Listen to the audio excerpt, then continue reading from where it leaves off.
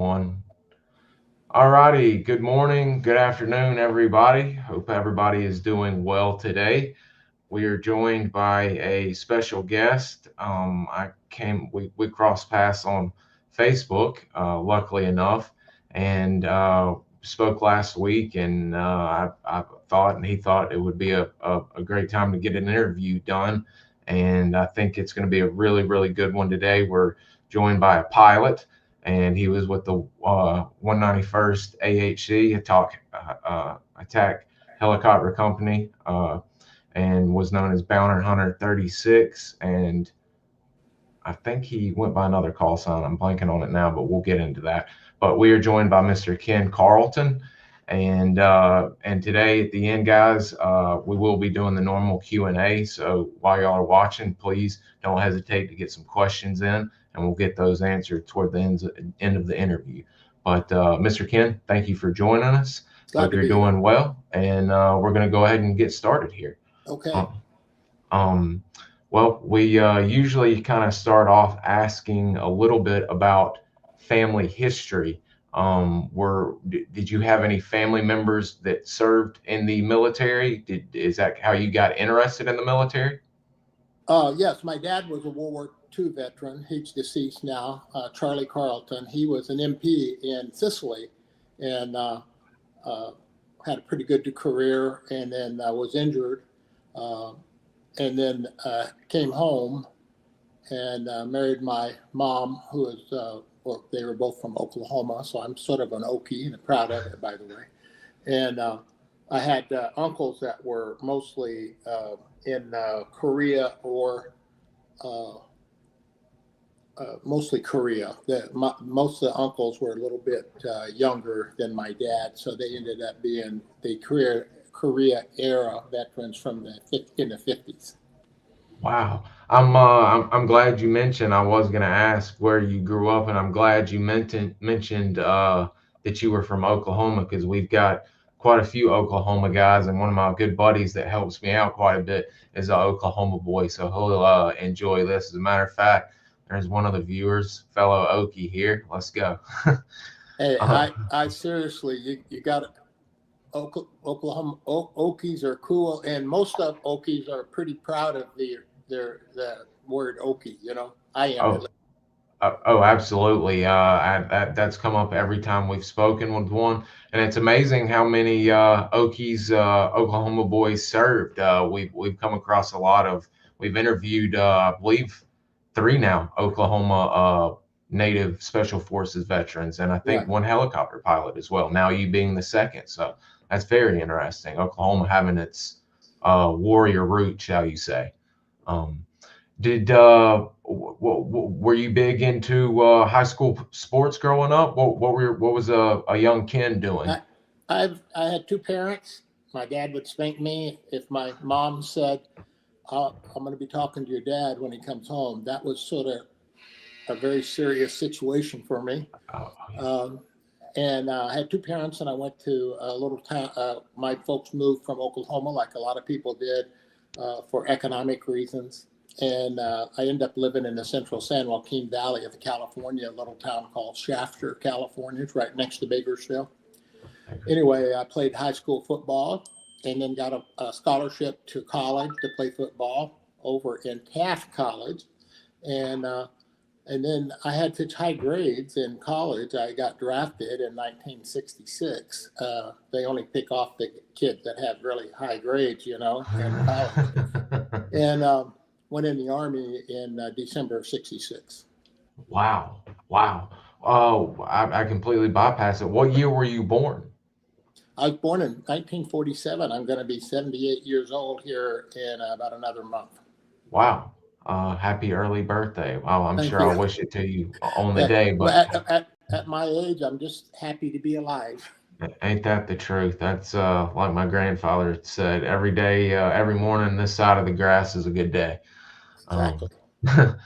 Wow. Okay. That's so wow, you were in very early on. I mean, with you being drafted, did you envision yourself at all going in the military at some point, or? I like the idea of the military, and being a football player in college and high school, there's a lot of discipline going on there. And so when I actually, when I got my draft notice, it didn't bother me because the reason I had such crummy grades, it wasn't that I'm not a rocket scientist, but it wasn't that I was too dumb. I just wasn't studying and was not interested in the books and stuff. And I had a class called organic chemistry. Ooh. That was sort of the turning point of my academic career, so to speak. But anyway, oddly enough, my job at college, my college job as part of my scholarship, I was the chemistry lab assistant. So anyway, Wow. so when I got my draft notice, I just said, let's see what's going to happen. So I got drafted and went up to Fort Ord, California, which is up on the Central Coast, up by Monterey, and was inducted, all the same old stuff, having people yell at you. My hair was already, they didn't need to cut my hair. I always had it buzzed off. Anyway, about the second day I was there, they do testing to see what you're capable of doing. And they do the testing for us as at 4 a.m. in the morning, 0400 for us military guys. And a lot of the guys were still asleep or semi-asleep. And a lot of guys just didn't give a flying, what, if they passed these tests or not. They didn't care. Well, I did. I was always competitive, and so I did my very best. And so then I got called in a couple of days later, and they said, "Hey, you want to be an officer?" And I said, "Well, what do they do?" And the sergeant said, "You see that young guy over there with black stripes on his pants?" And I said, "Yeah, I see." He said, "Well, that bastard doesn't do a damn thing, and he's a second lieutenant. And he irritates the heck out of everybody." And I said, "Wait, that's exactly what I want to do. That's what I'm all for it." So I signed up for OCS. Wow.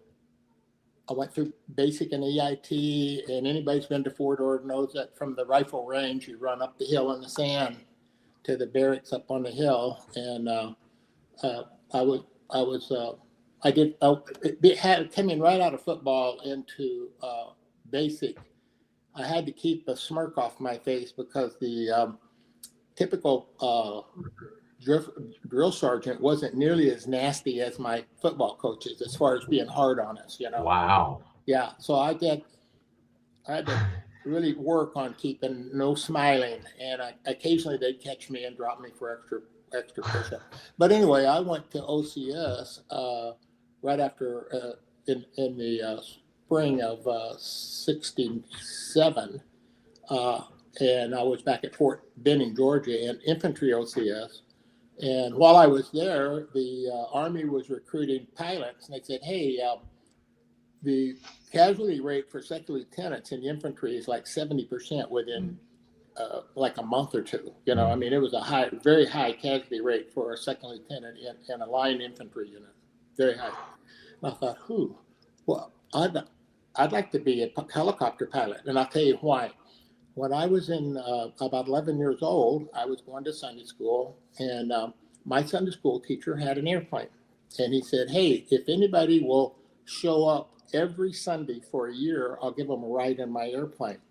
Well, I did. And my folks they tried to get me to go on vacation. Nope, I'm gonna keep going to Sunday school. And so I got my first ride when I was 11, and I was basically hooked on aviation at that point. But I hadn't had any really chances to. My folks were busy making a living. They didn't have time to do any career counseling for me. Okay, so I signed up for halfway through OCS. I signed up for flight school, and I ended up at Fort Walters, Texas, which is the basic flight school in the spring of '67. Yeah. No, I'm getting a whole year ahead of myself. I actually ended up in flight school in the spring of '68, and the preceding years was due with infantry training, and I'd actually been commissioned. I'd actually been like an acting sergeant, and so I helped run the recruits through and all that stuff. So anyway, I ended up at flight school in spring of '68 in Fort Walton, Texas. And I had been married on leave, and my wife went with me. And we were known by all the warrant officers there as RLOs. And that stands for Real Live Officer. And that's not a friendly, nice thing as far as you're concerned. It's sort of derogatory, to say the least. Anyway, I was an RLO, and soon I was a first lieutenant, and we were making a lot of money for those days because we were on full per diem. And went to flight school, flew a little TH-55s, which was a Hughes 300 civilian model. And it's like balancing a BB on top of another BB. It was very difficult. However, I soloed in 8 hours. And the first thing I did on my first unsupervised solo ride, I flew out in the country where we had rented a house and landed in the backyard and took my wife for a ride. Oh, and she didn't realize, I had like 9 hours in. She didn't realize how much danger she was in. If she had it, she would have never gotten that helicopter. Anyway, went through flight school and really enjoyed flight school. It was hard, but the Army puts out a lot of information in a short amount of time, and you better listen up. So from there, you go after the basic flight school, you go to the advanced flight school, which up until that point had been one place, Fort Rucker, Alabama, which they call something else now. I don't know, some new. Fort Novasol. No. Okay, that's right. You live. I'm about 5 minutes from the front gate. But when I was ready to go to Fort Rucker, they had opened up another flight school at Savannah. Yes.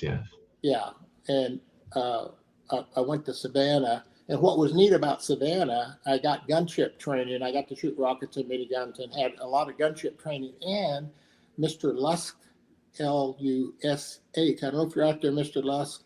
He was worked in the oil business afterwards. But Mr. Lusk was my warrant officer instructor for instruments. I ended up getting a standard instrument ticket. Not everybody got those. Some people had what they call a tactical instrument ticket, which was pretty much limited what you could do. But a standard was sort of a prestigious thing to have, and I used it later in my career, and I'll tell you about that while I was in Vietnam. Wow. So anyway, here I am. I'm a first lieutenant, and I get orders for Vietnam, and I'm headed to Vietnam. Wow. Was while you're in training and even when you're first getting drafted and going through basic, was Vietnam being spoken a lot on the base and in the news? And almost all of your drill sergeants, and of course I didn't, being a scum-sucking trainee, I didn't ever see any captains or I didn't get in enough trouble to see the lieutenants or captains. So the drill sergeants were all returnees. Some of those E6s and E7s had been over there twice. And so there was a lot of pressure on us to learn fire maneuver, emergency first aid, all that stuff has really helped me survive even after Vietnam. Believe me. Wow. And while you're at Savannah, because we've spoken to a few Cobra pilots and a few Slick pilots, were you, when you first got in early on, did you have a set airframe that you were wanting to go, or model with the gunship, or either? I was flying Hueys, but there's a lot of different models of Hueys. And the B, Bravo, and the C model were a little bit shorter fuselage. And we were flying B models there. The C model, which I didn't see till Vietnam, has a bigger rotor system in it, the same rotor system that's on the Cobra. It's called a 540 rotor system. And it was sort of the predecessor to the Cobra, the Charlie model, because we had rockets and miniguns. Mm-hmm. And later on, they came out with a Mike model, which upgraded the engine, what they called a Dash 13 engine, and it was really fantastic. I did not fly those. I flew Charlie models the whole time. When I graduated from from flight school there at Savannah, Hunter Army Airfield, by the way, and lived out at Savannah Beach. It's pretty nice. Yeah. When I graduated, I had 203 hours of helicopter time. Now, that might sound like a lot, but it's minuscule. It's just enough to know how to kill yourself in a helicopter. You really don't know much. And if you're smart enough to understand that, you might survive it. But some people didn't, I feel for them, but we had several people killed the first week or two we were there because they did really stupid things. Jeez Louise. The good part about it is that you don't immediately start off being in charge of an aircraft. You're a Peter pilot or a co-pilot or a sandbag. There's a lot of different ways to describe. Don't touch anything. Just sit over there and shut up and listen. I can remember hearing that quite distinctly from a CW2 that had been over there a year. Wow. And he might watch his podcast, by the way. His name is, I'll think of his name in just a minute. Mr. Hamilton was really a good pilot, but he had no patience with first lieutenants, okay? And he used to just crawl up my butt. And but after 2 months with him, I was ready to fly. That's nothing else to get away from him. Yeah, that's great.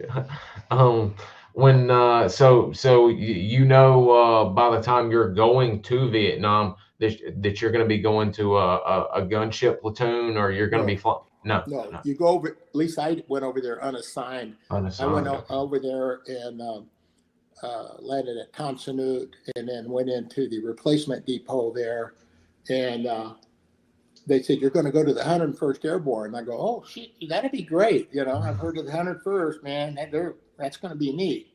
And so then about a couple hours later, they said, you, and I was one of the youth, you're going down to the Delta to support the 9th Infantry Division because they just had a whole bunch of people killed down there in the helicopters. And I go, ooh, that must be really a rough spot. However, as we'll talk about it, really the guys that I have my hat off to is the guys that were up in I-Corps and flying the Central Highlands and all that.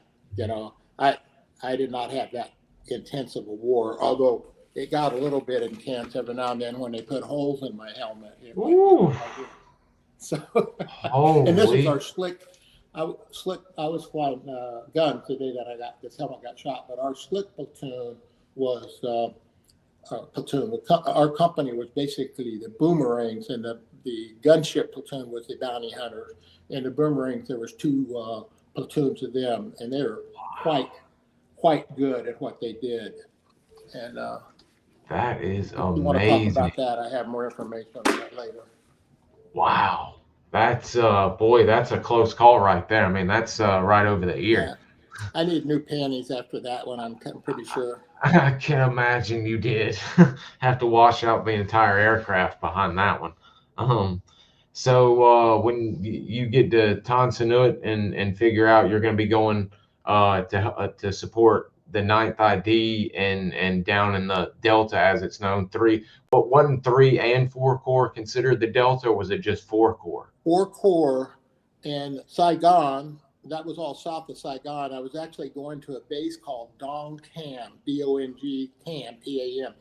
Dong Tam had been a swamp, and the Corps of Engineers, or maybe Lady Bird Johnson's engineering firm, I can't remember the name of it, but anyway, she had a lot of business in Vietnam. She was the wife of President Johnson at that time. They had built a big base there, and the 9th Infantry Division was the primary unit down there. But there was, a lot of auxiliary units. There was 2 companies of assault helicopter companies, the 191st Boomerangs. Right next door was the 162nd Vultures, and their guns were the Copperheads. And it's sort of ironic.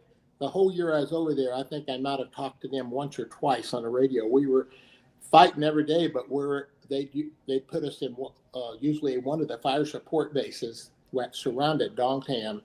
And the guys in the 9th Infantry Divisions would remember the names. They were Danger. I'll think of them as we go along. But the one that I flew in and out of most of the time was Danger. And there was 2 other fire support bases. And so every morning we do that. But I want to tell you about my flight down there the first day. Is a big deal. I because they needed pilots right then. They said, go out to the helipad. There'll be a helicopter come by and pick you up. So we went out there, and sure enough, here comes the helicopter. We loaded up in the back. Shut up, put your seatbelt on, and be still. Okay. So we went down there, and they dropped me off in front of one unit on a taxiway. They flew down and dropped the other two guys off, and one of them I'd been in flight school with. Down to the Vulture's 162nd Assault Helicopter Company. I'm standing there. The helicopter takes off. I'm in my khakis.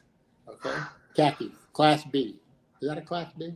I don't know. Class anyway, A? Class A's or well, the khakis? Are they Class A's or are they Class B's? Well, yeah, and I had my brass on, my infantry brass and my first lieutenant bars, and all of a sudden, wham! Something just rocked my boat. I didn't know what it was, and what it was a mortar round landed about 100 yards away from me. And the first thing I was looking for was a place to jump. So I jumped off the taxiway. And remember, this had all been swamped. So they had all kinds of ditches to run for the water to run off the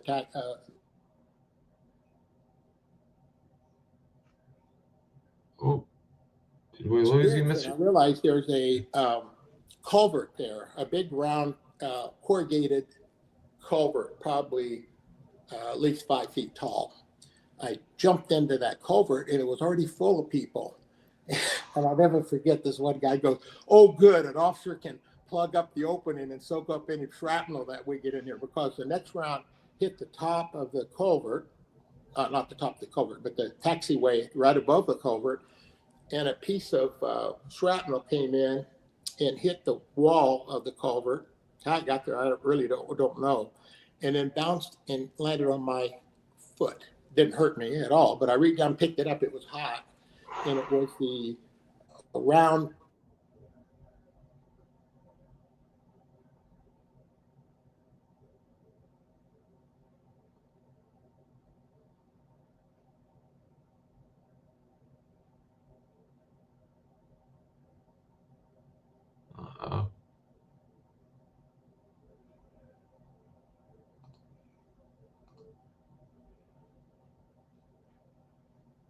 Muddy swamp. Mr. Ken, have we lost you?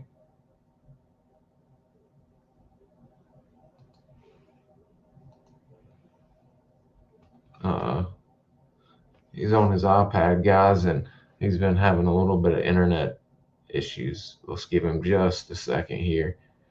He may end up having to log back out and then yep, he's gonna have to log back in. He's got a lot of great photos, man. A lot of really cool photos that we're gonna pull up. I'll pull one up while we're waiting. He carried a Car-15, and he's got one that's got a homemade 30-round clip, and it is awesome. That's inside his hooch, of course, with his Car-15. I'll be anxious to find out how he got his in 1968. Who wants to take bets that he either stole it or it was given to him by an SF guy? What are y'all thinking? Hey, Daniel, what's up, man? What are y'all's guesses? How do you think he got his Car-15 in 68? They were around in 68. Clearly, SOG had them already and everything, but a pilot having it in a non-SOG support role, I'm thinking he came across either a SEAL or a SF guy, and he traded and ended up getting it. And then he's got a few cool SKSs and AKs that he captured and has photos with, some really cool ones. And one really cool photo of the dog. Hang on, he's calling me, guys.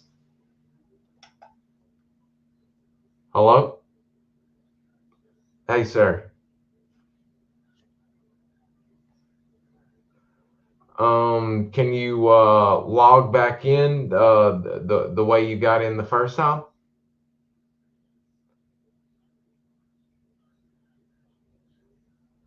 Oh no, it's fine. Sometimes when the connection gets weak, it ends up dropping the signal completely.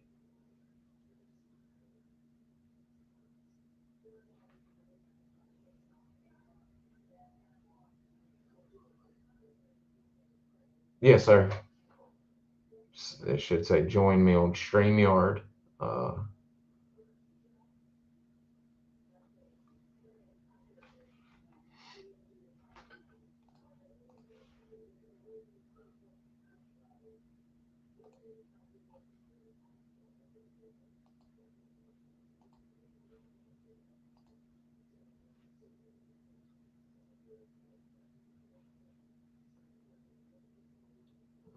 all right.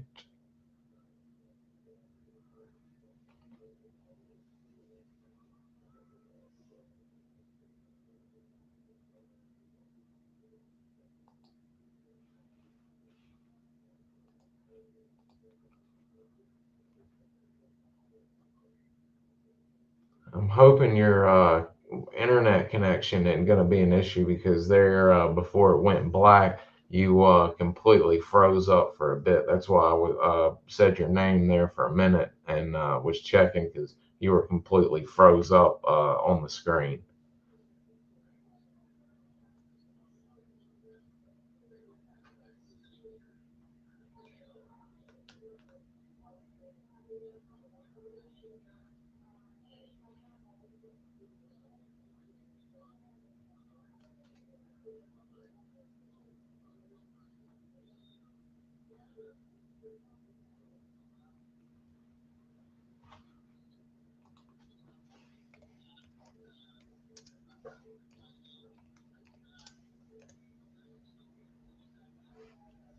Yes, sir.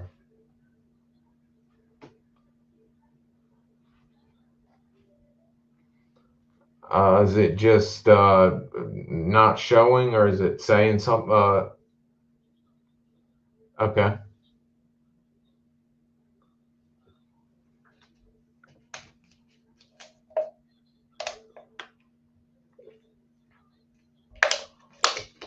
All right. Let me pull it up. Hang on one second. All right. That's probably me. There we go. You're back on and we're going. Okay, good. I think the last part before I probably screwed up the computer. Uh, I was in a culvert. That was my first day, and it was about knee deep water. And I still have that piece of shrapnel that came in the culvert. I don't know if you picked up on that. Then I climbed out of that and grabbed my duffel bag and walked to the company headquarters of the 191st Boomerangs. And when I walked in, they were trying to clean it up, but there was a lot of body parts, brain tissue, blood all over the place. Uh, 5 people have been killed late that morning, really early in the morning, like at 3 or 4 in the morning, I think. A 122 rocket had come right through the roof and went off right in the middle of a operations meeting. Mm. Wasn't unusual to have operation meetings at any time, you know. And they had an act. They killed the company commander and several pilots, and they had an acting company commander who was a major, and he said, "What happened to you?" Because my brass was ripped off. I had mud on me from jumping in the culvert. I said, "Well, I got caught up in a rocket mortar attack out on the." He says, "Well, this was a rocket here." He says, "This is called Rocket City, and you can expect to be hit at any time here, so be on your toes. You're the new platoon commander of the new assistant platoon commander of the gun platoon." And I said, "Great, I mean, I must really be important." Well, that's only because I was the only one left standing, and my platoon commander was very understanding, and he brought me along. And about 2 or 3 months later, I became the platoon commander. About the same time that I was made aircraft commander. But anyway, that was my first day. They didn't have enough pilots to staff the helicopter they had flyable, and that's very unusual, at least in our unit. it was tough to put up 10 slicks from each platoon. That'd be 20 slicks, and 4 gunships out of 8. We had 8 Charlie model gunships in a gun platoon. That was unusual to have that many. Often it would be, we'd put up 8 out of 10, and sometimes less, and then the company commander would start getting his ass chewed on by the battalion commander, who was a guy by the name of Billy R. McGrill. He came to crawl up my ass more than once before it was all over with. But anyway, he was a light colonel at that time. He ended up being a general. He just died here a few years ago. But anyway, they didn't have enough people to staff for the combat assaults. And what we were doing basically was we were supporting the 9th Infantry Division at these different fire support bases doing combat assaults. And the combat assaults are not very complicated. You find out where the enemy is at or where you think he's at, and you fly a unit, usually a company of infantry, in as close as you can. And the slicks land in trail formation usually, and they have suppression. They call it suppression on the right, suppression on the left, or full suppression. Oftentimes where we were at, it was Indian country, and they'd put full suppression. That meant there could be 20 machine guns firing at the same time, and they weren't ordinary machine guns. We'll go back to that later, but that was what a combat assault. And I flew alongside and suppressed the tree line if there's a tree line, or if there's bunkers. Suppressed that with minigun and or rocket fire. Now the rocket was about the same explosive charge as a 105 howitzer round. It's bigger than a grenade, smaller than a big bomb like the Air Force. Yeah, that's, you know who that is? That's not me. That's my good friend Roger. I'll think of him. I might not say his last name. Anyway, him and I were federal agents together later in life, but he was in a unit near me. That's Roger. Oh, he was with the Cav, wasn't he, right here? It's not me, it's Roger. He's with the Cav, and he was a door gunner. And later on, we were both special agents for the Fish and Wildlife Service together. His name's Roger Parker, and he was quite good. He was a pilot for the Fish and Wildlife Service also. Holy cow. Wow. I mean, a door gunner with the Cav. I know he was busy also. Yeah. So that the reason I mentioned that we didn't have enough pilots, they said, hey, the unit IP for the Charlie model were just a little bit different. So they had their own IP, instructor pilot. You're going to go fly with him this afternoon. It was Mr. Hamilton, and like I already said, he was pretty upset about all of his buddies being killed the night before. And plus, he didn't like RLOs to start out with. And he really didn't like the idea that I came in, and all of a sudden I'm the assistant platoon leader. And that was just the way it was. It's military. What can you say? I mean, literally when it's all y'all got left, I mean, you're the last man standing. I mean, geez. Yeah. There's my helmet I just showed you. Anyway, Mr. Hamilton took me out to give me a check ride. And he said, have you ever seen anybody killed? And I said, no. I came from a small town. I went to church. I had 2 parents that beat me when I needed it. I had an optimal upbringing, no crime, no domestic violence. Well, except when my dad took his belt out and gave me a licking. But I'd never seen a dead body. I was pretty, I don't know what you would call me. I know what the locals call me. They call me a pussy.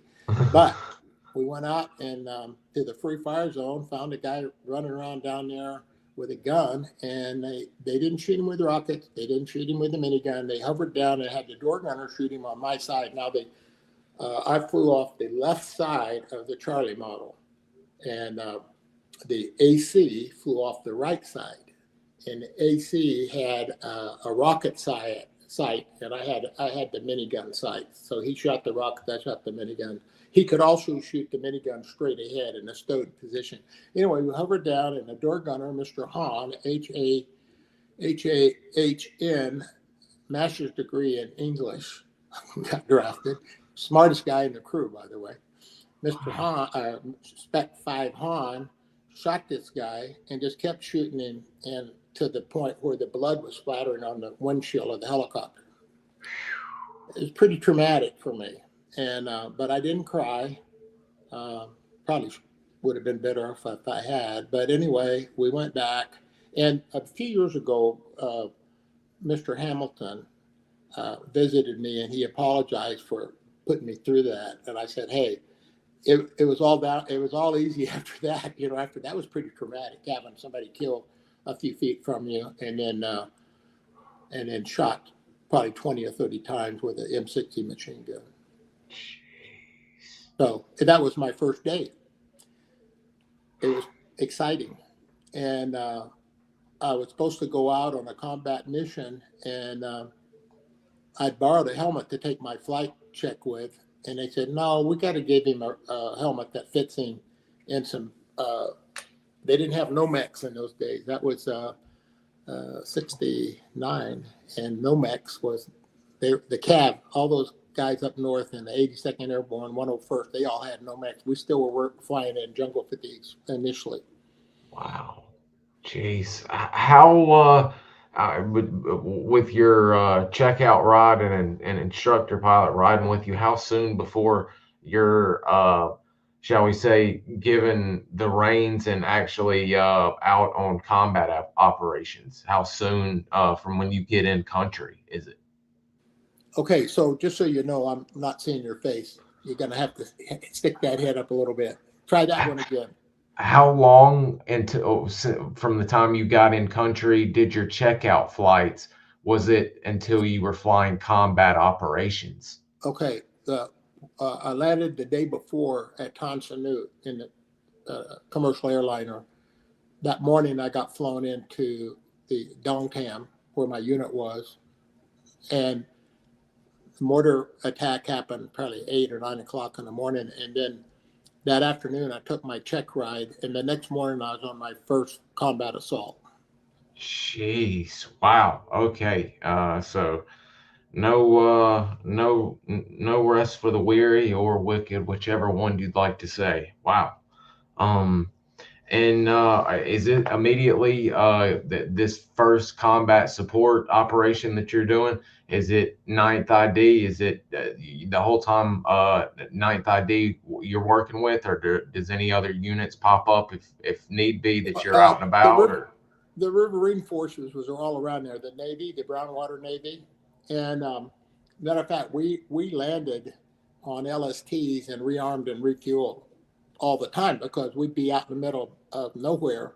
The 44th Special Zone was the area, the plain of reeds, and it's not much going on out there except the Viet Cong were pretty heavy out there. And by the way, we didn't run into the NVA till we went over to the UMEN Force. This helmet here that's got the whole side in it, every time we went to the UMEN Force, it was a big shootout.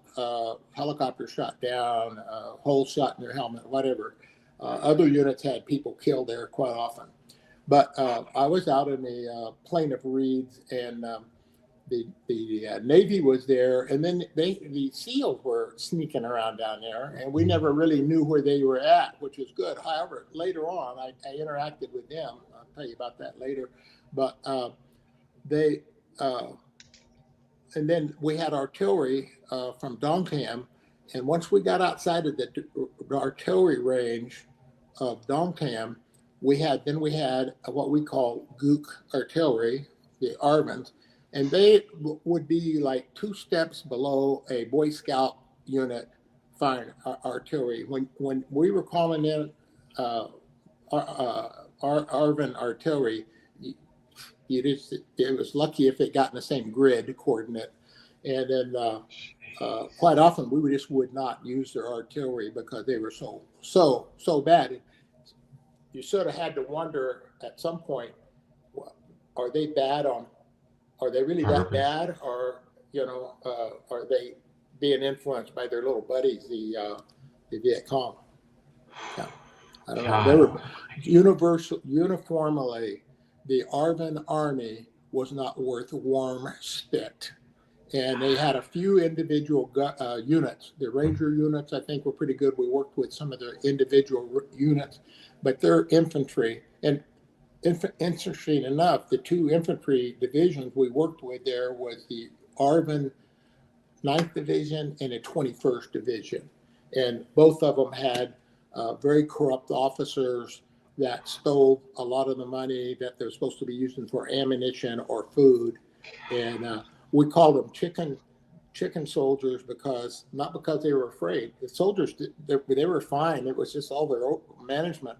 But they'd get out of the helicopters and they'd be under fire. And the first thing they would do was catch all the local chickens and tie them to their rucksacks. And so you'd see them running down the trail with their M16 or sometimes M14s, which were as big as they were, and chickens tied to their rucksack because that's the only thing they had to eat. Gosh, I mean, that is just. Hey, now keep in mind, there's a lot of different wars, and there's probably somebody out there that's going to take umbrage at what I just said and say, they were fine soldiers, bullshit. At least the ones I worked with were bad. Oh, we've heard that from multiple people, and like you said, there were few units that stood up and were fighters, but yeah, I think the Rangers. I could be wrong about this because I don't know this to be a fact, but we always thought that the reason the Rangers were such hard asses and really good is because they actually had their advisors were Army Rangers. Okay, so right there, that's all the difference in the world right there.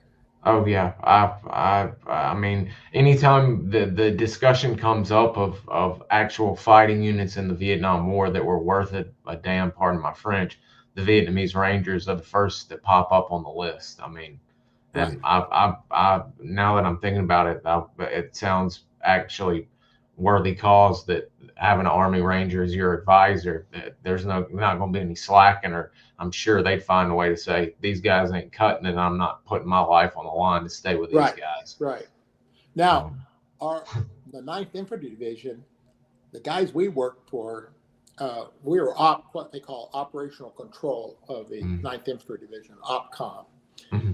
The local hard ass there was a guy by the name of Colonel brain fart. He wrote a book, got in a lot of trouble for saying the ARVNs were not worth warm spit. Colonel Hackworth? Mr. Hackworth. He climbed up my ass more than once.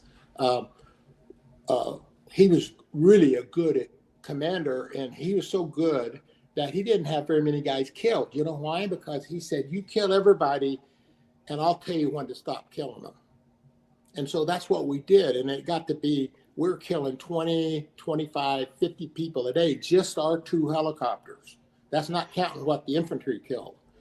So if you kill that many people, sooner or later, they don't want to shoot at you. It got to the point when you worked for Colonel Hackworth's battalion, they were the Reconnaissance. Those guys were really well led. One of the second lieutenants, one day was on my ass about dropping hot brass down his neck because I was firing the miniguns right over him. He was in close combat, about to get overrun.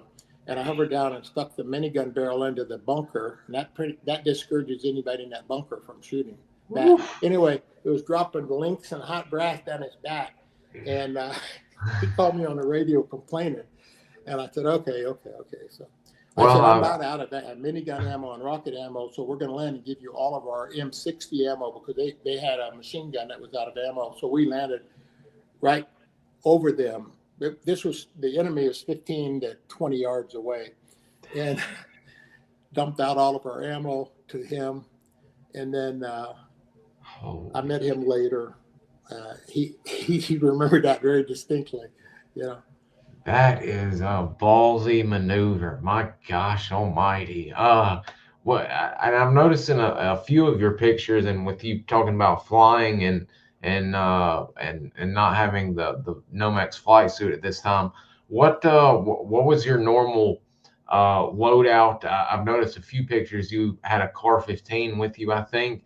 What did you carry on a flight with you? Weapons, the regular survival kit. What was the pilot carrying at that time?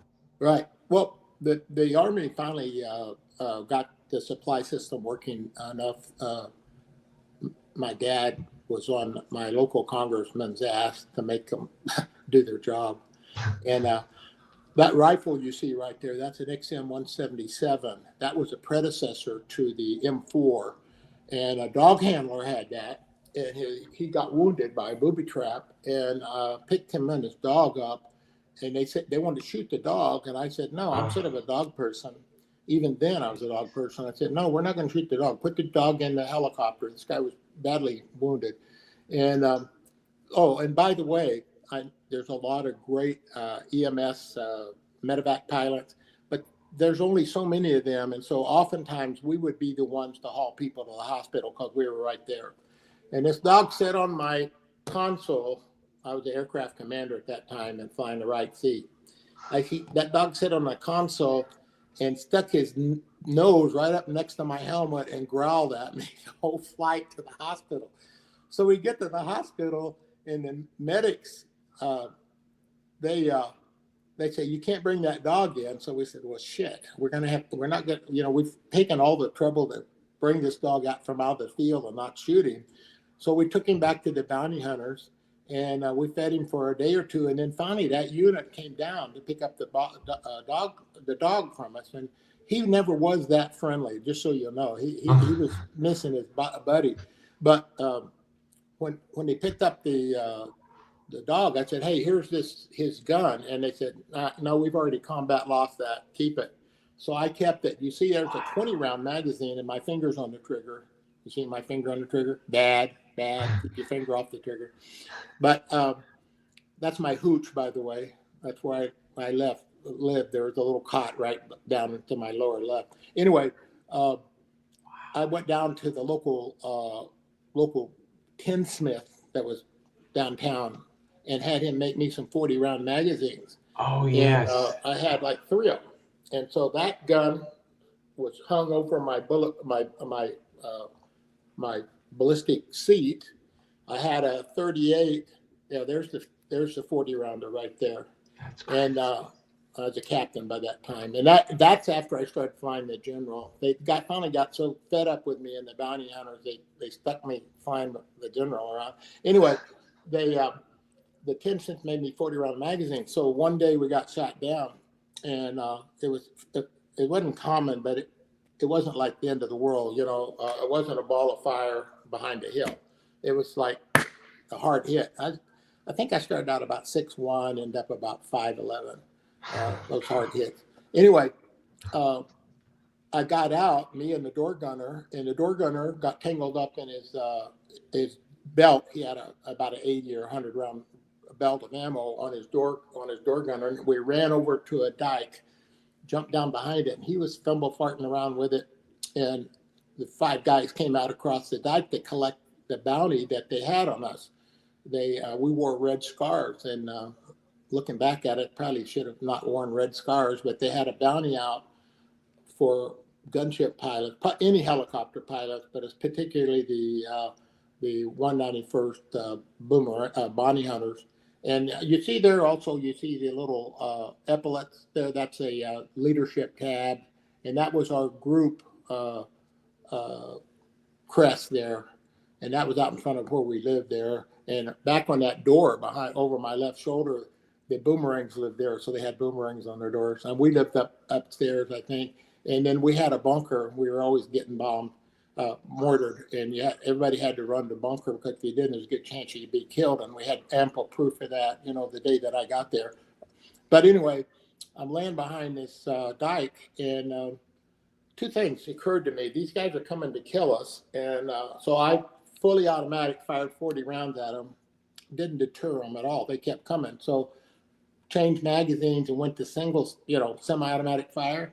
Dropped 2 of them right away, and the other 3 ran away.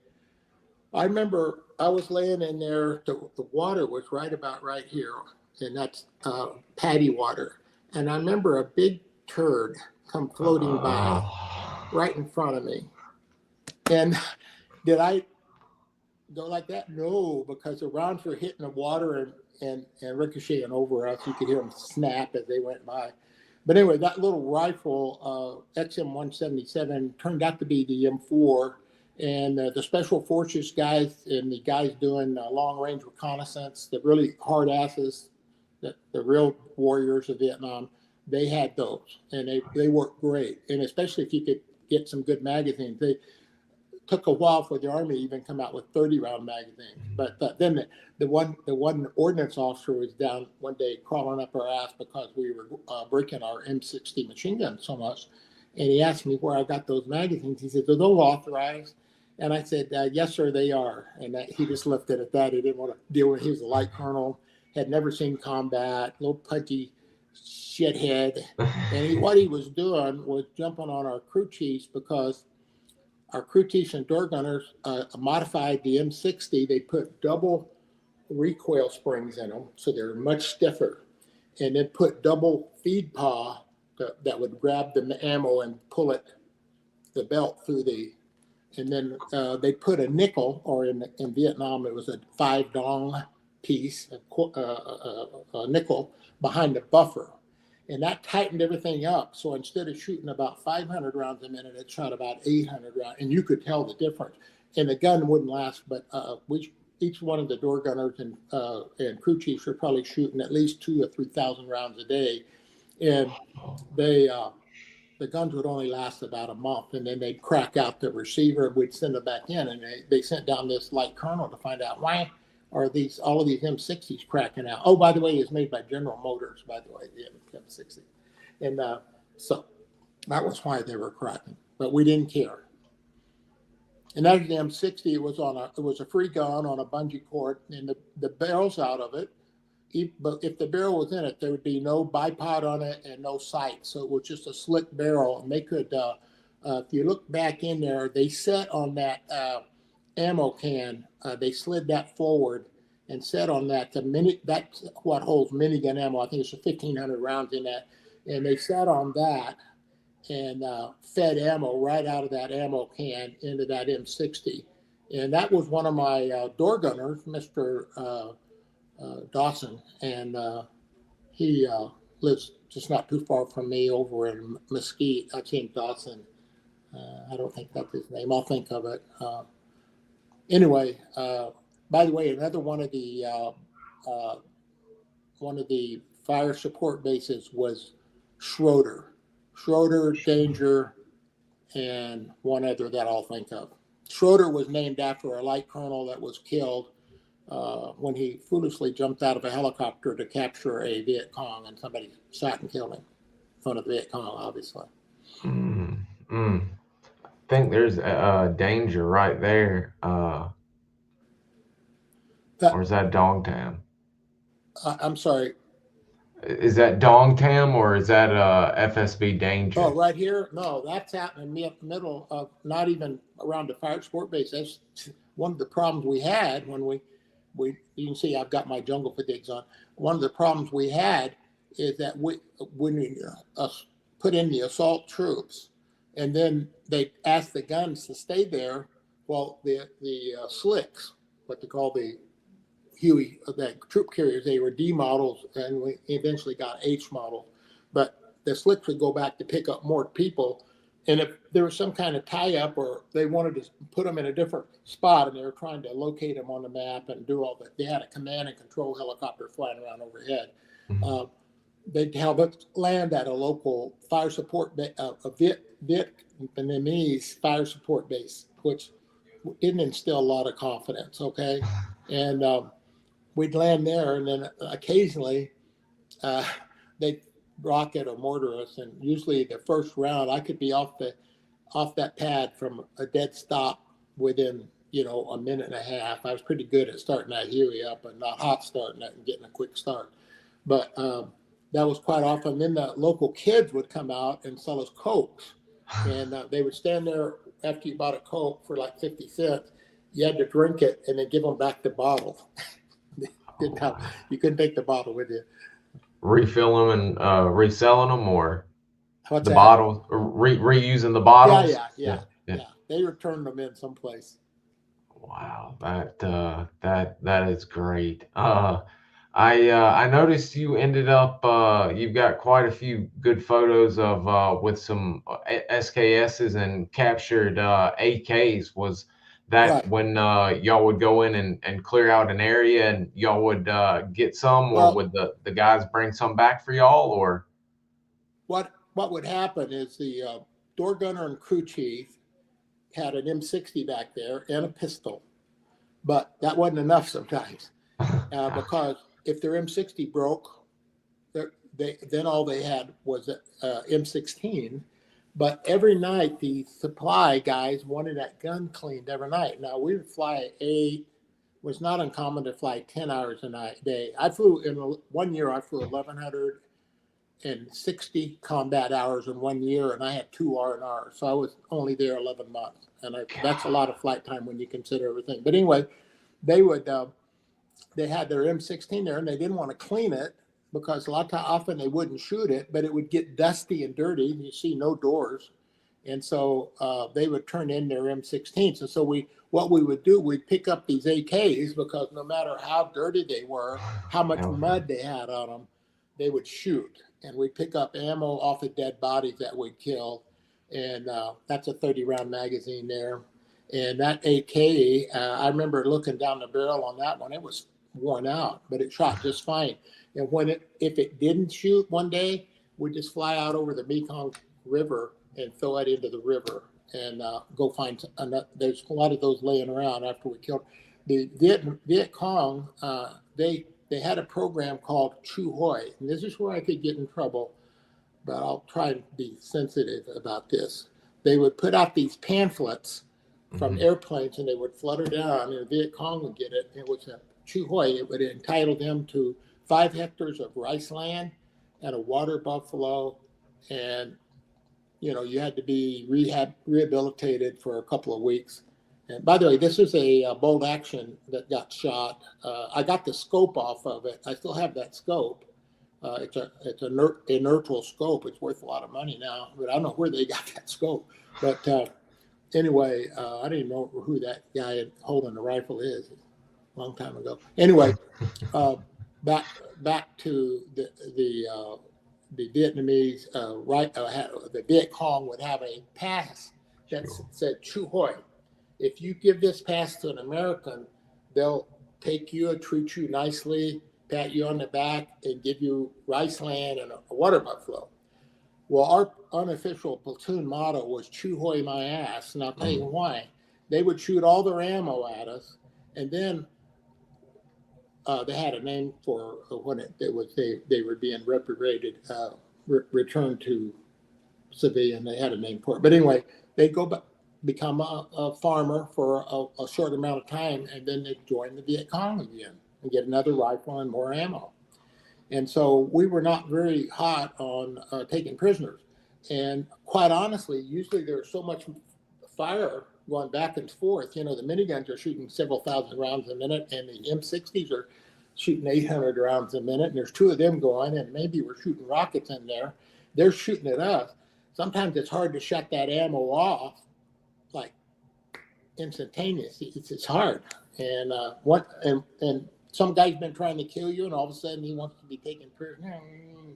It wasn't working for me, and I don't know. I'm sure there's a lot nicer people over there than me, but I mean, we've heard tales of guys trying to take prisoners, getting a prisoner, and then running into more NVA on the way out, and the NVA killing their prisoner because they weren't going to let anybody be captured. So right. I'm not surprised if some of them were killed by their own people, to be quite frank with you. Right. So anyway, we picked up all the rifles we could. This hole shot in my helmet that you saw the picture of earlier. This gun, I have the gun that shot that, and that was down in the Yumen Forest. Oof. I was backing up. I was at a hover, going backwards. I was light on fuel. You can't do that at a hot, humid day. But I was light on fuel, and I was trying to draw a bead on a whole squad of NBA. They had the backpacks, the blanket roll on top of the backpacks. They had rifles. And the last guy in the lineup turned around and put his elbow out, got a good place on his stock, lined up and put that round right what would have been between my eyes, but I happened to glance down at the instruments, and I was sitting on the right side, and so the round missed my head by not much, but it went through the number 2 hydraulic system, and we had to go back to get the helicopter repaired and to get new underwear for the Captain Carlton. But the door gunner, as I was trying to figure out if I'd been shot or not, my Peter Pilot grabbed the controls and sort of put some, he's smart. He put me between all the bad guys, so he put some right pedal in it, and it allowed my, actually it wasn't a door gunner, it was a crew chief, hose that guy down and killed about half that squad just from having a shot at him and out the right side. And so I didn't think any more about it. The supply sergeant said, "Yeah, you can have that helmet." I went in and got a new helmet. And it's really amazing. I got that all the way back from Vietnam without anybody ever challenging me. Where'd you get that helmet? I think it was self-evident, you know. Yeah, but yeah. About a couple months later, we're back in the UMIN force, and you know, the Army had advisors with the ARVNs, and we had the Rangers that day, and they were actually doing their job, and they had a Ranger advisor who was a first lieutenant. Well, the Ranger company commander, who was also a first lieutenant, was shot and severely injured. And we're out in the middle. The UMIN was sort of out in, well, it's all Indian country, but it's quite a ways from the nearest hospital. So the advisor comes up and he says, "Hey, can you take my counterpart back to a hospital?" I said, "Sure," because we're about out of ammo and low on fuel. So we threw him in the helicopter, flew him back to the hospital. I think that we flew him to was not Don Cam, Canto. We flew him to Canto, Cantho, and didn't think anything about it. And then about a month after that, this first lieutenant ranger captain, now he got promoted. He comes up and he finally tracks me down, and he says, "Hey, you're hard to find." And I said, "I'm out flying every day." And he says, "Well, I got a gift for you." And he gives me a rifle. I think they call it a model Type 66. It's a bolt action Chicom, smooth bore basically. He says, "This is the rifle that guy had that shot the helicopter." And I said, "He shot a hole in my helmet." He said, "Oh, you'll really like this then." And he says, "Here's the rifle." And I have that rifle right now. And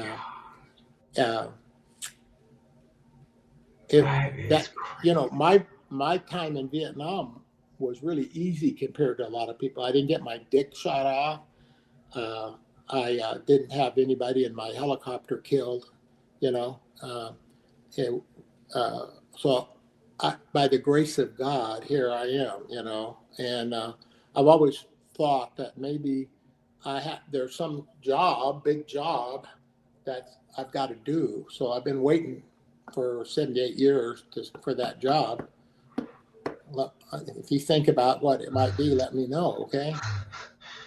I mean, geez. I mean, not only to get your helmet, but also to get that rifle on down the line like that.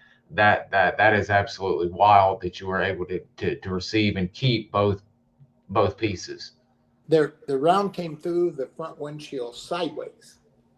Okay, there wasn't enough rifling in that Chicom rifle to stabilize the bullet. It came through sideways. That part of it hit the helmet. I took it out 30 years later with a friend of mine. We tied it to the bumper of my truck with a bungee cord and shot it into a target about 25 yards away. That's about how far the guy was that shot my helmet. And it went through the target sideways, oriented in the same direction. So, wow. Yeah, it shoots fine. It's just highly inaccurate. But, you know, that's what they had to shoot with. And that's a little bit bigger cartridge than the AK round. It's almost it is about the same as a 308. They call it 7.62 by 54. The 308 round that's in our machine gun is a 7.62 by 51, I believe. What a beast of a bullet. Jeez. Can't believe he took that shot knowing y'all had guns, but I guess if he had the opportunity, he was going to take it. But wow. And I swear I was doing some research and looking up, and I saw some of your photos when you were in your dress blues, or I forgot what the Army calls them, but your dress uniform. Um, did, didn't you earn a DFC while you were in Vietnam? I can't see your lips again. Give me that last part again. Didn't you earn a didn't you earn a DFC while you were in Vietnam? Well, I was awarded the Silver Star and the DFC. The DFC never caught up with me, and then it was sort of interesting. They a couple of times, because we'd gone up into Cambodia before it was authorized. After I left in June of 70, they did invade Cambodia and really cleaned house on the NBA. But we would make little forays up there and catch them at reveille when they're all standing in formation and hose a bunch of them down. It was fun, as long as you don't get shot down up there, because nobody's going to come and help you. No. Anyway, they put a stop to that and told me, no, Mom, no, you cannot do that. Okay, all right, don't court martial me. But one day they made a mistake and gave me a Silver Star. It really wasn't as big a deal as the deal with the 9th Division guys that were sort of trapped and out of ammo, and we had to hover down and give Second Lieutenant Hughes, who turned out to be a 3-star General Hughes, who just died a couple of months ago. Patrick Hughes, fantastic individual, CIB. If you see any officer or anybody, NCO or Private E1, that has a combat infantry badge, it'll be over on their left side, and it's got a wreath blue with a Kentucky rifle in the middle. That means they're the real deal. I don't have one. I'm an infantry officer. I don't have one because I was never assigned to an infantry unit, even though I saw quite a bit of combat. My hat's off to Rangers, and usually the Rangers also have CIBs, so that's how badass they are. So anyway, I got awarded the DFC, Distinguished Flying Cross. And by the way, Amelia Earhart was awarded one of those. And I think Buzz Aldrin was too. I did not know Amelia ended up earning the DFC. I didn't know What's that again? I didn't know she had earned the DFC. Amelia. They initially civilians could get it. There was, I think, Charles Lindbergh got one and Amelia Earhart got one. And then right around 39 or 38, they said only military people could get DFCs. Okay, so anyway, but it never got award. It was on my DD 214, which is your discharge papers. But and I had orders, but it never got awarded. And one of the guys in that 9th Division unit there at Danger said, we're having a get together. And this is in 2019. Why don't you come to that and we'll award it to you because General Hughes will be there. I said, Hughes, who's that? And he said, well, he's the 2nd lieutenant the day that you got that. And he was, and he pinned it on me. And it was really funny where I got a picture of him and I laughing. And what we're specifically laughing at was him climbing on my ass over FM, Fox Mike, saying, hey, you're dropping hot brass down my neck. And I was. I think, let's see, is this? Yeah, that's it right there. You got it. 3-star General. Hey, we're both laughing our ass off. People said, what are you guys laughing about? And I said, you won't believe it if I told you. There's his CIB. There's over behind was a guy that after the ceremony was over, they said, does anybody have anything they want to say? And if this doesn't raise the hair up on the back of your neck, I don't know how well it does me still. He got up and he says, I have something to say. And I'm paraphrasing. He says, that day I was down to my last few bullets, one magazine, mostly empty, like maybe 5 bullets. We had a machine gun in front of us shooting at us like just inches over our head. and our machine gunner was out of ammo. Everybody was out of ammo. I was one of the last few, and I rolled over and I prayed to God to take care of my new baby who I hadn't seen and my wife, because I knew I was going to die. And about that time, a Huey helicopter hovered down and blew dirt all over us, or actually water, because they lay in a sort of a swampy thing.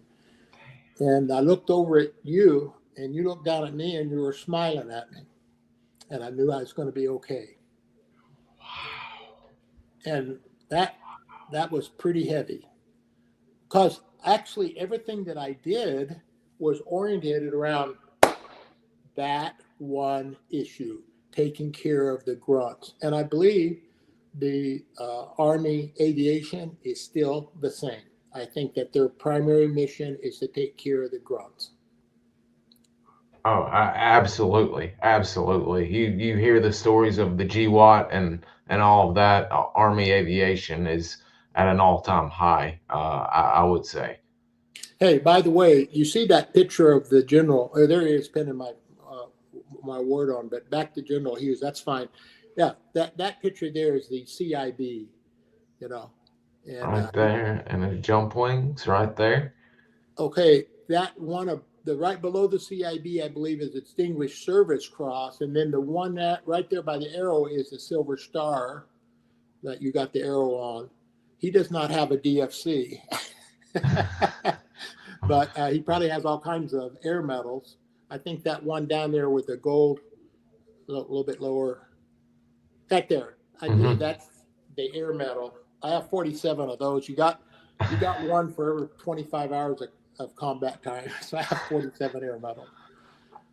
I was about to say we've spoken to a few SOG gentlemen that had a god awful amount. They flew a lot of chase medic duty, and they had one of the guys sent me his logbook, and he's just got rows and rows, and he'd mark 5th, 6th, 7th, 8th, 9th, 10th air medal. I was like, good Lord, have mercy. Right. Well, here's the reason why helicopter pilots got a lot of awards. You obviously, you were visible. You could have some grunt down there that was chucking hand grenades and doing bayonet charges. Nobody ever saw that. They were the real heroes. But we were up there. People could see us, and it was somewhat dramatic. And plus, we're a bunch of we may be pussies, but we're very dramatic pussies, And I want to. We're about out of time, I think, but I want to go talk about one thing. You got time for one? Oh, yeah, we've got time. You go ahead. Okay. Yeah. The Navy. Now, when you think of the Brownwater Navy, you think of John Kerry, who was a real shithead. Oh Lord, yeah. However, 99.9% of the Navy guys were really, really, really good, and they supported us really well. And so we'd land on the LSTs. And so when we'd land, the humidity, it'd be 98 degrees and 98% humidity. We're drinking. That's what other thing we carried with us, a lot of water. We're drinking a lot of water. Anyway, the bosun's mate on this one LST would come out, the same guy, and hand each one of us an ice cold Coke in a can. And holy heck. That was so good. And we'd drink it and we'd say, thank you. God bless you. I'm praying for you. One day he came out and said, hey, we all got cameras. We went down to the BX, which is base exchange. And he says, we'd like for you to fly by the fantail sort of low. We'll all be up on the helideck, and we'll shoot down at you as you're firing rockets into the free fire zone, which was right over alongside of them on the river. I said, okay, cool. We'll be glad to do that, So we both took off. My wingman's behind me, and we go make a low pass, and then I don't shoot, and then I make another low pass, so they're ready to go, and we unloaded on the tree line. The tree line unloaded on us back. There was a bunch of bad dudes over there in the tree line. They thought we saw them, so they started shooting back. We ended up having a big shootout. Fast forward. About a month later, I've been working for, they canned me from the gunships because they said, you only got about 2 months left and you've been shot down several times and, your luck's going to run out. And I said, well, okay, so I'll just hang out here at the company area. He said, no, you're going to fly the helicopter around. The general's helicopter. He wanted the best pilot. We convinced him not to take the best pilot, to take the luckiest pilot. And so I became the general's pilot. So we landed on that same thing, and the General Cantley was in the back. He's a quality officer. The same bosun mate comes out and gives everybody, including the general, a Coke. And he says, hey, we got a SEAL. His mom's in a hospital, not expected to live. He needs to go on emergency leave. Can you get him to Saigon? I said, I think so. So on the intercom, I said, General, we got a situation that we need to deal with here. And I told him, and the general says, load him up. So the SEAL comes out, and he's been hurt. He's got like a cast on his arm, and he's going on emergency leave to see his mom before she dies. And, I never heard about it, but we land at Hotel 6, which is right in the downtown officers' country in Saigon. And some MP comes out to jack us up and takes one look at the general and just walks around, walks off. We're not supposed to land there without prior approval. And I thought that really made me feel good that I was able to do something for the Brownwater Navy guys because I don't think they get a lot of credit for all the shit they were taking. They were under fire quite a bit. So somebody says they're in the Navy, and if they say Brownwater Navy, they were in the thick of it. They should have a CIB for the Navy, quite honestly. Well, we've spoken with, and I was waiting to see if you would mention them before I even brought them up, but you had mentioned Dong Tam and coming across some SEALs and such, but I was now curious, did you ever come across the naval aviation unit known as the Sea Wolves? Oh, yeah. Okay. First of all, there was 6 or 7 of them killed at Dong Tam. Yeah. One day I was there. A rocket came in while they were refueling and just wiped out a bunch of them. Oh, and, Lord. The Sea Wolves through B models, Bravo model gunships. They were damn good. You see that Sea Wolf has, there's our typical setup there. Those are 7-shot pods. We normally had 19-shot pods. There's a 7-shot pods on the FARs, folding fin aerial rockets. And I don't know if that's a Sea Wolf or not, but it looks like it's a B model. Yeah, okay. So the Sea Wolves were the real deal. And we didn't interface with them that much because they were really working very closely with the riverine forces. And we were a little bit more dry land, inland from them, a half a mile or 500 yards. And so we were flying, around and near each other. But that was a big enough area that it wasn't like we were lined up to, go back.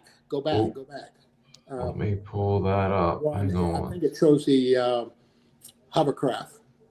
Was there a picture of the hovercraft? I've got one, but I don't think that was. I'll pull it up and see. Oh, okay. Well, anyway, the Army had hovercraft there, but enough to say the Sea Wolves probably didn't get a lot of love. No hovercraft, unfortunately. Oh, okay, never mind. The hovercraft, one day one of the guys came up and said, hey, we want to ride in a helicopter. So he said, okay, we want to ride in a hovercraft. And so, yeah, there's some of the rockets. Those rockets that you saw in that tube was just being stored there. They were going to pull those out and put them in a firing tube. And there's a 50 caliber in there. That's just storage spot for the 2.75. When that rocket would come out of the tube, fins would pop out. And that's why they called it a folding fin aerial rocket. And we'd always tell people, hey, do you know how it is to blow up a balloon and let it go? Well, that's sort of the way shooting rockets are. It's more of it's not science. It's a feeling you might have on where that rocket's going to go. So you had to be really careful shooting around friendlies. And I shot 17-pound warheads with a proximity fuse, so they went off in the air. It was very deadly.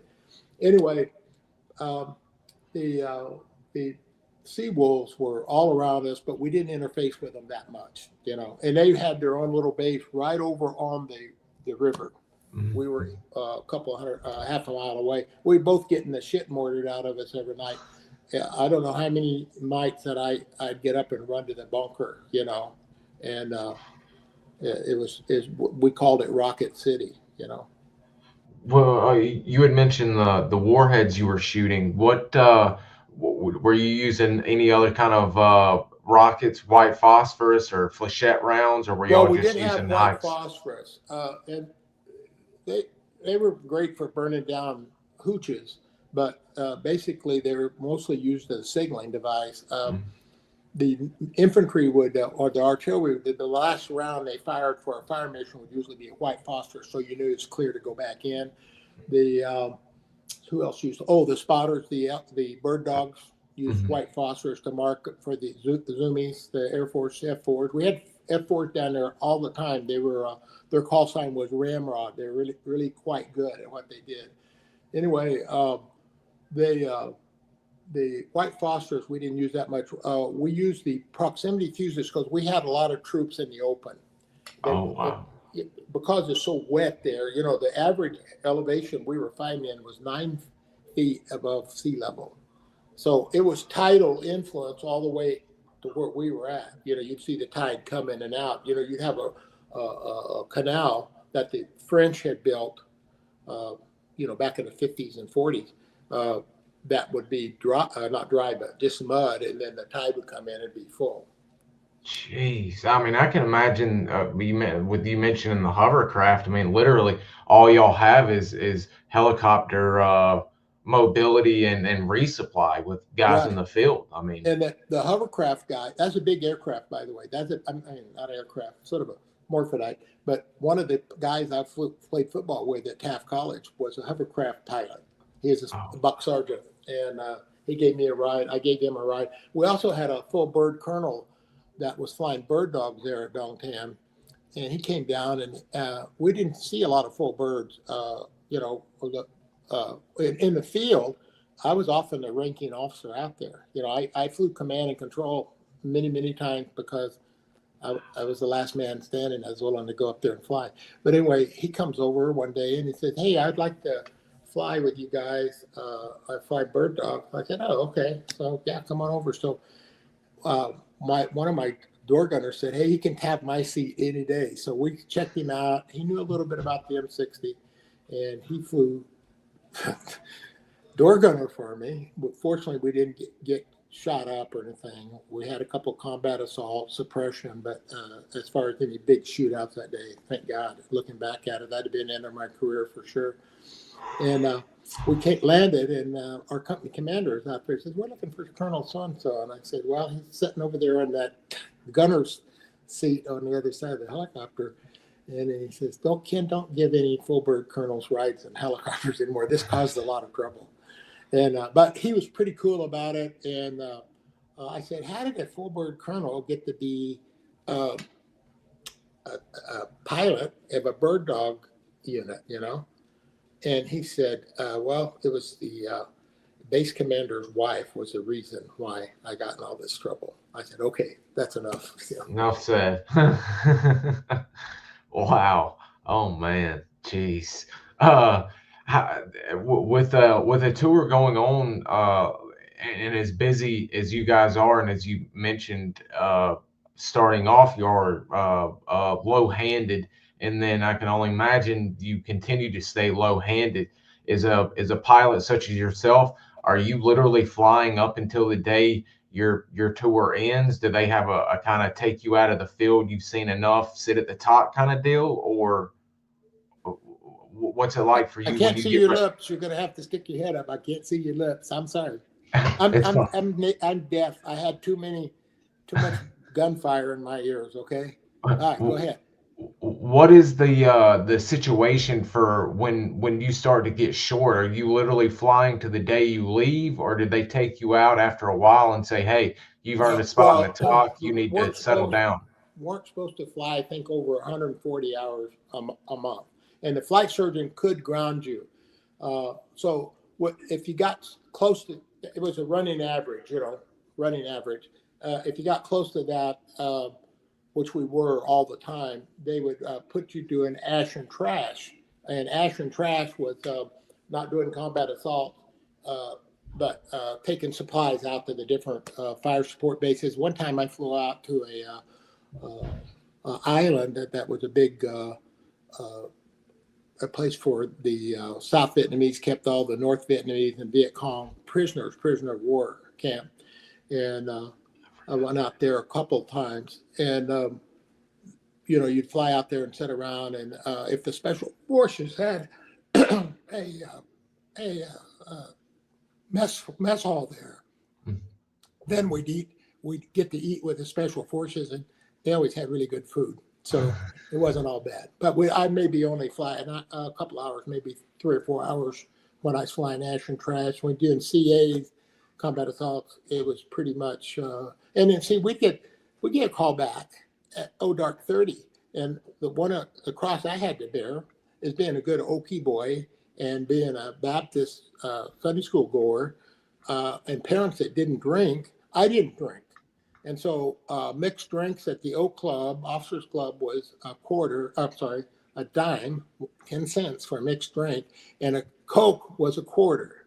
So, but I didn't drink. So guess who gets called out all the time? Yeah. And we used to do ready rat fuck is what we called it, where we sat on the ramp and just sat there, waited for them to start mortaring us, and we would take off very quickly and go find the mortar tubes or the rocket launchers, and sometimes we'd catch them and shoot them up. But I'd get 8 hours of good sleep sitting in there, strapped in, shoulder straps, helmet on, take my one flight glove off and put it on my chicken. You asked earlier, what we have? We had chicken plates, ceramic plates, heavy, big. They would bounce an AK round, no problem. But you'd get you'll see still a few Army helicopter pilots with gaps in their nose and their eyebrows was from having a round hit or chicken plate, and then these fragments would come up and slice off part of their nose or their eyebrows. Anyway. I would get tabbed for that. And then one night, some dumb lieutenant commander from the Navy went out flying in a Mohawk and got shot down. And he had a crypto clearance. They really wanted to get him back. And so at 3 a.m, we're out doing a combat assault in the U Minh forest, which was already bad enough in the day. At night, you can see all those tracers. Oh. And it's like you could get out and walk on the tracers. I mean, it was really scary. And anyway, like Star Wars, they got him all the way back to North Vietnam, and then he was released with all the other POWs. But he told me, I saw him at a Vietnam Helicopter Pilots Association. He came to one of the reunions, and he told me he was actually hoping that we wouldn't find him because he was pretty sure he's going to be killed because there was just solid shooting behind him the whole way out. We was like about a half mile behind him the whole way out. And they finally got him on a sampan and brought him up to South China Sea and to Cambodia and then into North Vietnam.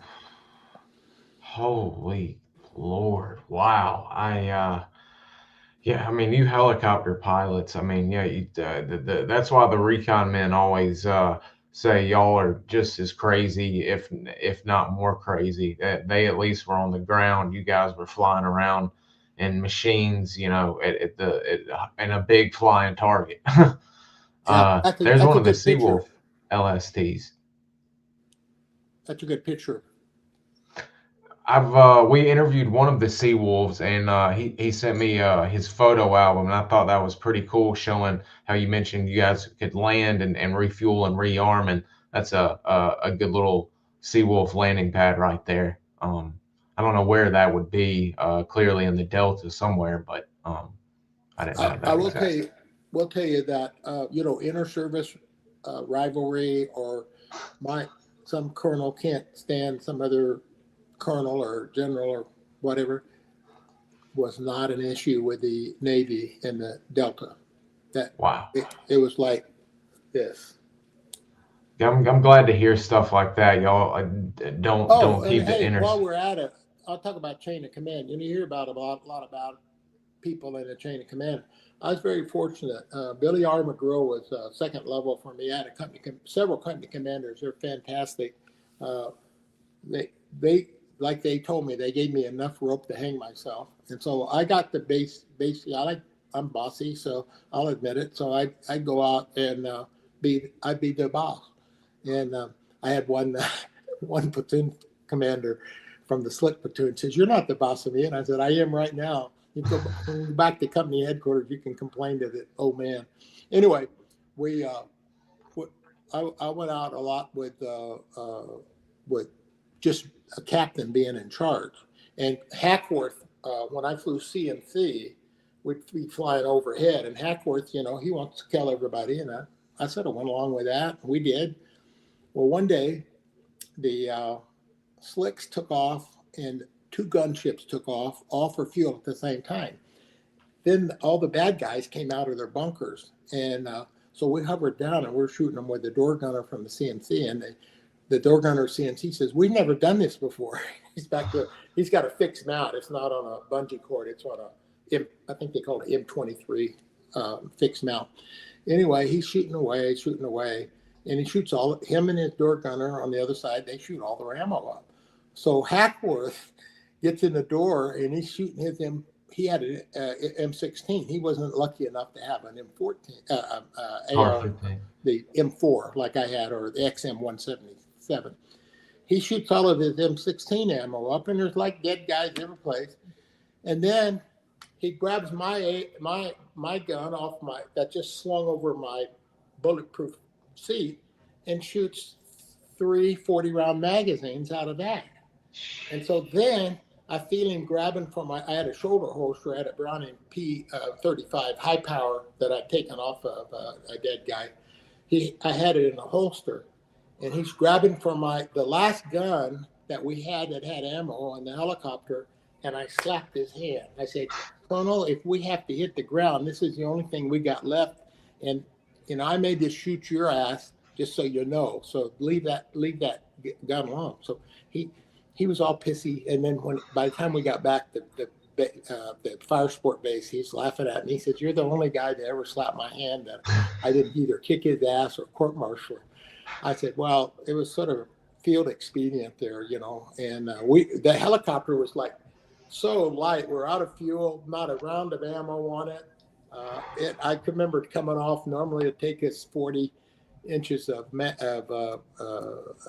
manifold pressure, but PSI torque, 40 inches of torque, 40 pounds of torque. I'm getting old. 40 pounds of torque.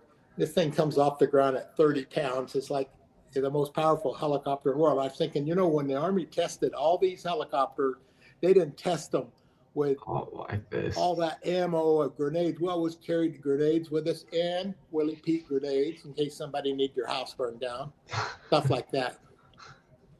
Holy cow! I mean, the life of a helicopter this is pilot. Mr. Hamilton. This is David Hamilton.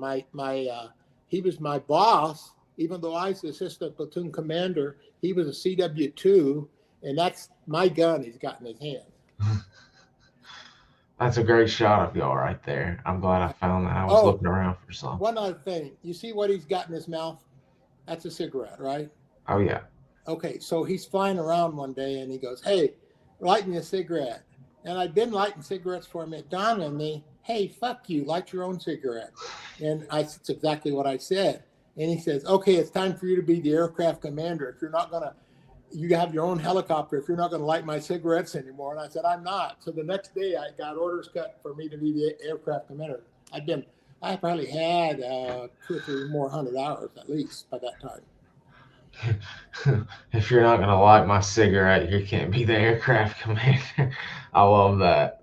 He sounded like he's a character and a half. Oh, Lord. So, gosh, I mean, how, I guess it would be a hard number and a figure. I guess hours would be the better way of figuring it. But do you know how many operations you flew in your tour in Vietnam? Well, I flew 1,160 combat hours.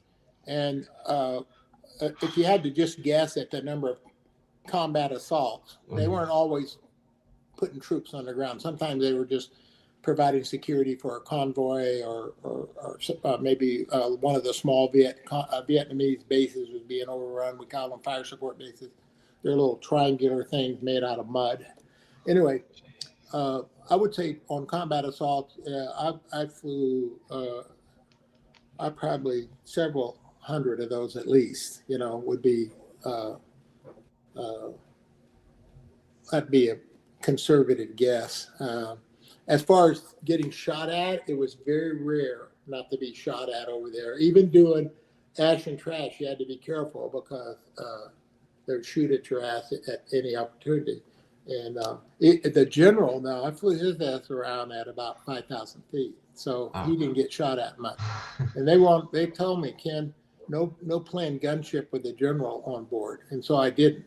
But I taught his crew how to shoot their machine guns. They'd never shot. The crew was strapped. I mean, spit shine boots, and the whole helicopter was like perfect. I only had a couple of 100 hours on it or less, and Wow. they had never shot their gun. So one day he wasn't in the helicopter. We went out to free fire. I said, "Hey, give me a burst into the water." Pop. Oh no, go ahead and shoot a burst. Pop. Nothing. They wouldn't work. So I brought them back to Dong Tam, got them hooked up with my. They were not mine anymore. I was out of that platoon. I was the general's pilot. I said, "Hey, can you guys help my crew out with their machine guns?" And so my guys showed them how to modify them, how to clean them, and then we'd go out about every other day when I dropped the general off to meet somebody, and then fly away and then land on an LST or at a fire support base, and then come back and pick him up. On the way to and from, I'd have them shoot, and they were thrilled the fact that their machine guns were fully automatic now. That is too cool. I bet they loved that. I can only imagine they were happier than pig in a poke, man. That's great. How long was your, did you say how long the stint was of flying the general was? The last 2 months of my career. Last I 2 left months. there on March 3rd of 70. So February, March. Yeah, probably back in January, they switched me out of the gun. I've been flying less and less guns because they needed a CNC pilot, and they needed somebody that was bossy and liked to talk on the radio. So, here I am. And CNC, guys, is command and control. Isn't that correct? And, we called in artillery. We kept track of where everybody is at. We did flight following. If somebody broke for Dong Tam to be repaired, we made sure that they made it back there. We had a console that had quite a few different radios in it, but we could talk to all the different units on the ground. We call that Fox mic. In the helicopters, they had a receiver in there for doing instrument approaches, and it was called a Wilcox radio receiver, but it would pick up AFRN, Armed Forces Radio Network. So a lot of times we'd be flying around, and Fortunate Son would be blaring on the radio. And I remember Christmas of 1969, a bunch of bad guys holed up in a Catholic church, and it was Christmas carols, and we're shooting the shit out of this church with rockets. Pretty crazy. Yeah, it was something else. And so I was there when they landed on the moon, and so we're right in the middle of a combat assault, and my crew chief says, "Hey, they just landed on the moon." Well, I landed where? And I'm looking to see if there's another helicopter out there someplace. And he said, "No, the moon. The astronaut just landed on the moon." I said, "Hey, look, we got bigger fish to fry." Later on, I became quite interested in it. Yeah. But for that moment in time, and so that was, I think, the pilots and the crews that survived that. You got to have peripheral vision, but the stuff that'll kill you is right in front. So you can't be messing around with stuff that happened either mentally things that happen or things that just happen operationally, you got to keep focusing on the front. And that's what I did. And I'm very fortunate. I came back and had a wife and a family that really supported me. And like my wife said, that you don't know that you have PTSD, but you probably have PTSD, and she's probably right about that.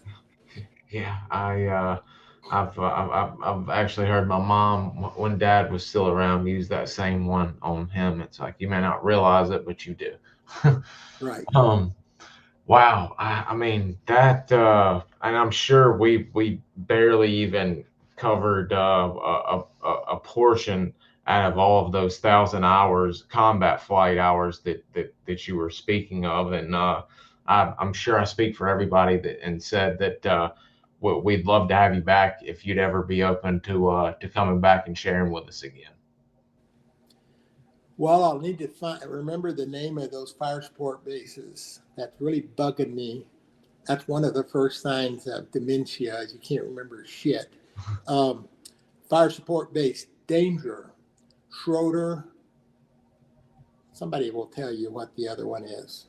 And I'll be getting a phone call very shortly, I'm sure. I've got a map of Vietnam, and I'll bring it up. The problem I spend is talking to veterans, mostly in I Corps and 2 Corps. So most of my fire support based knowledge is way up north, unfortunately. But I am going to pull that up, and maybe when you talk to, if anybody's out there watching this and they know somebody that's a vet, there was a lot of Saigon people that never got out of Saigon. But if you were infantry in Vietnam and you were in I Corps or 2 Corps, that was the shit you were in. I mean, that's where a lot of the casualties happen up there. So my hat's off to them. Thank you, guys.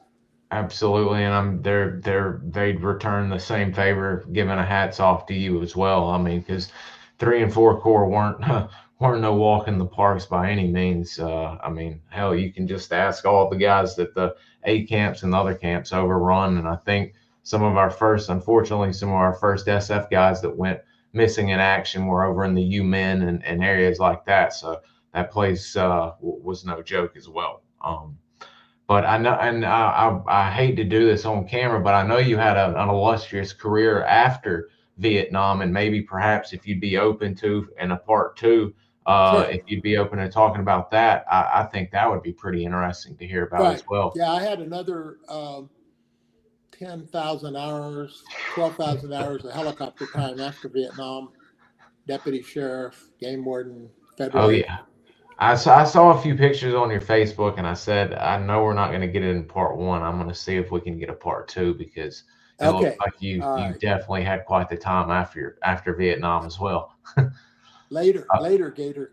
Yeah, I'll stay in touch with you, and maybe here when you get some free time in the next couple of weeks or whatever, we can plan something out. Okay. See what the people think, you know.